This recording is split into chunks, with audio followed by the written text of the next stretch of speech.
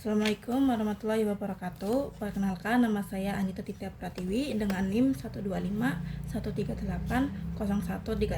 Di sini saya akan menjelaskan tentang jawaban UAS yang nomor pertama sampai nomor 5. Yang nomor pertama adalah kita disuruh untuk mencari elastisitas permintaan dari fungsi QD sama dengan 120 min 2P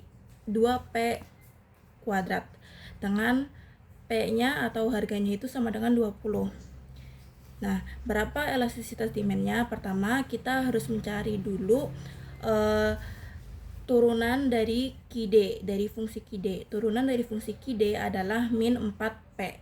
Nah, lalu kita harus cari tahu dulu dengan fungsi tersebut berapa Q yang kita dapatkan. Nah, caranya adalah seperti ini. Dengan 120 min 2P kuadrat sama dengan 120 kali 2, P-nya adalah 20, dimasukkan ke fungsi ini.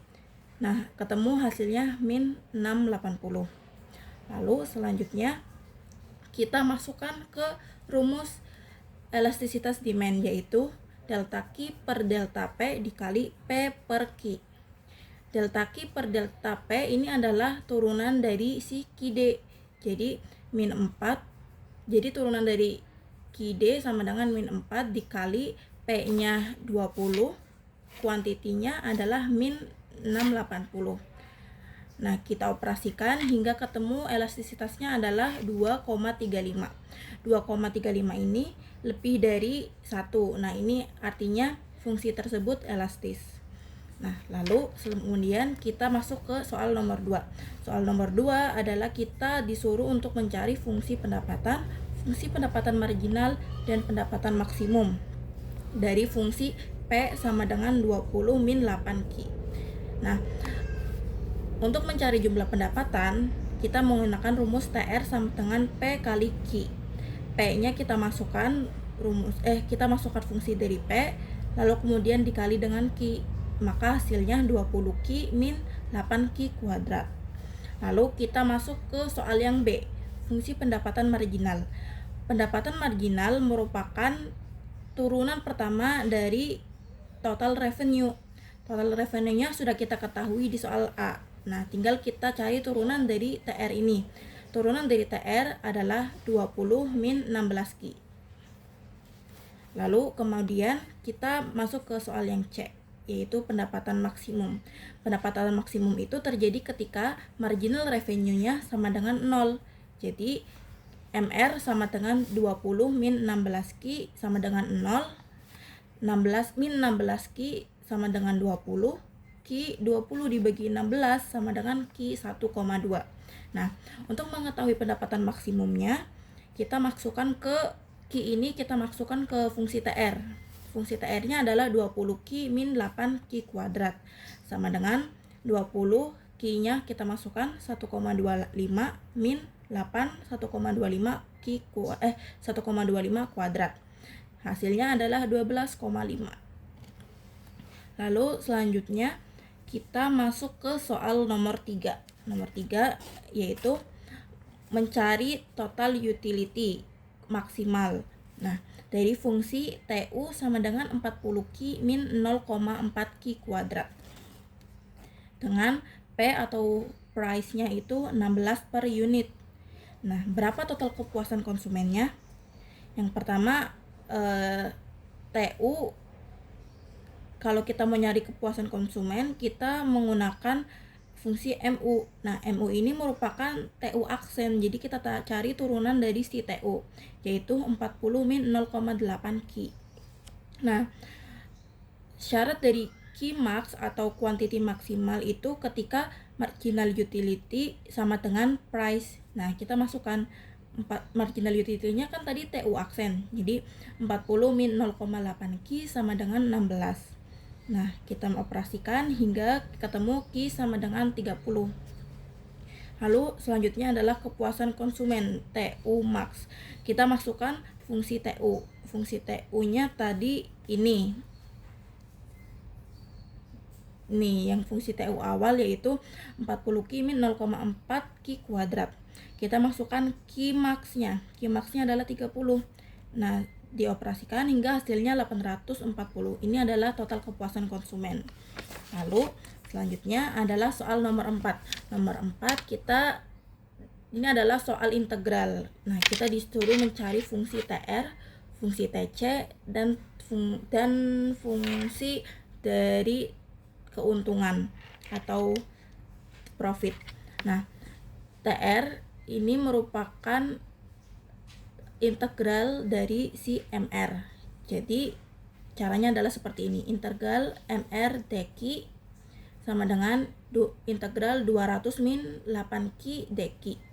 Kita operasikan karena rumus integral itu A per 1 plus N Q N per 1. Nah, jadi kita operasikan seperti ini hingga ketemu hasilnya itu 200q min 4q kuadrat plus C. Lalu selanjutnya kita tentukan TC. Nah, TC ini merupakan integral dari si MC. Jadi integral MC dq sama dengan integral 40 min 4q dq. Kita operasikan sama seperti tadi. Hasilnya 40q plus 2q kuadrat plus 1000. Selanjutnya adalah menentukan keuntungan. Kan kita sudah ketemu nih tadi TR dan TC-nya, fungsi TR dan fungsi TC. Nah, rumus dari si profit ini TR dikurangi TC, tinggal masukin saja fungsinya, yaitu 200q min 4q kuadrat plus C min 40q plus 2q kuadrat plus 1000. Hasilnya adalah 160q min 6q kuadrat min 1000. Nah, selanjutnya adalah soal nomor 5. Soal nomor 5 ini merupakan soal untuk menyelesaikan sistem persamaan menggunakan matriks. Nah, kalau saya menggunakan metode Cramer. Nah, caranya adalah kita cari dulu determinan A-nya dengan memasukkan angkanya saja dari fungsi sistem persamaan yang di atas. Nah, dari 2x 3y min z sama dengan 5. Nah, kita masukkan yang dalamnya saja, jadi 2, 3, min 1. Terus z plus 2y plus z, ini 1, 2, sama z. Z-nya kan 1, nah ini 1. Oke, terus kita operasikan. Kalau yang ke arah kanan itu kita tambah, kalau yang arah sebaliknya kita kurangi. Kita operasikan hingga ketemu dari angka dari determinan A-nya itu 20.